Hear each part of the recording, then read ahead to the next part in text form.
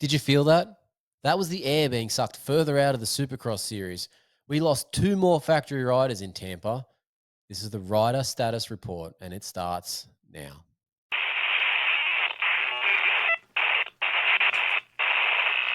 Welcome to the Always Moto weekly rider status video, proudly brought to you by Lead Moto Australia and TechnicMotorsport.com. I'm your host, David Hogan, the physical therapist who knows the injuries and fitness needs of our sport of supermotocross. Let's get to this week's updates. Eli Tomac, Beast Mode. Well, Beast Mode was all gritty as all get out this past week in Tampa, but it was all for nothing.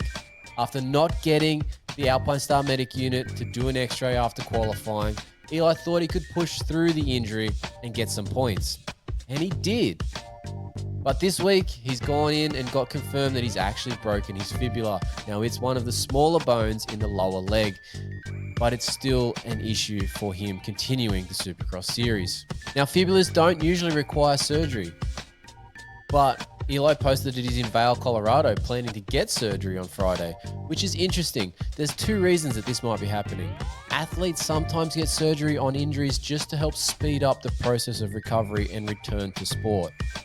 But maybe there's also more to this story than just a fibula. We'll have to wait and see if he posts further updates after the surgery is completed. The question is, will Eli be back for Supercross? If it is just a broken fibula, there's a chance that he's back at round 10 to 12, somewhere in that range. But if it's more than that, or he wants to be a bit more prepared for Pro Motocross, then maybe we don't see him back in Supercross at all in 2025, and he just takes the route to be ready for Pro Motocross. Hunter Lawrence, the number 96 on the HRC Honda.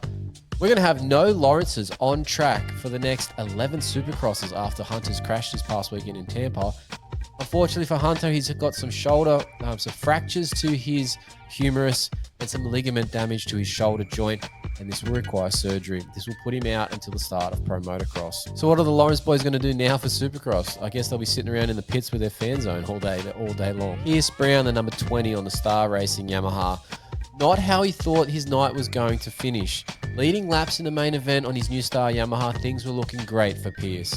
Unfortunately, it ended up on his head and resulted in a fractured T5 or thoracic 5 vertebrae. Unfortunately for Pierce, he's had surgery already, and this will likely see a fair chunk of his Supercross, if not all of his Supercross season over. Cade Clayson, the Partzilla PRMX rider on the Kawasaki number 78, unfortunately went down in practice qualifying and has resulted in a broken arm, and he's out for at least 6 weeks. Carter Stevens, a privateer, was the red flag result in the 250 heat race in Tampa.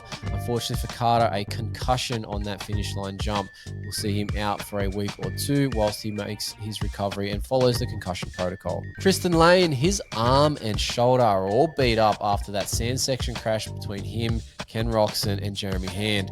His Instagram but does say, "See you in Detroit."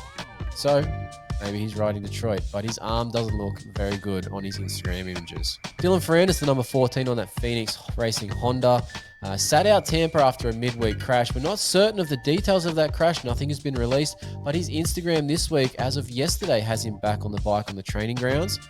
It's good signs, really. Hopefully we see him back in Detroit, but we're not sure of his status at this point in the week. Lorenzo Locurcio on that Wildcat Gascat got caught up with another rider during qualifying and managed to break 2 fingers on his right hand. We've caught up with Lorenzo. He's broken his pinky and his ring finger, but he is planning to race through the injuries, and ideally that's not too difficult as it's the outside of his hand and it won't impact his use of his front brake. Matty Jorgensen on that Wildcat Gas as well, unfortunately got injured before the East Coast opener and will be out and most likely miss Supercross. Nick Romano on that Phoenix Racing Honda number 39 dabbed his knee during qualifying in Tampa, and things didn't feel good straight away, so he's gone to get more investigations. Things don't sound great, but we don't have any concrete information as to what's happening there at this stage.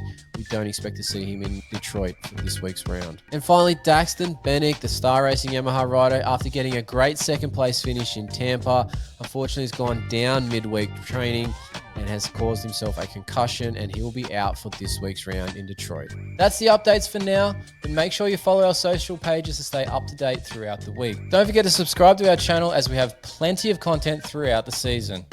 Thanks for watching, and I'll see you at the track.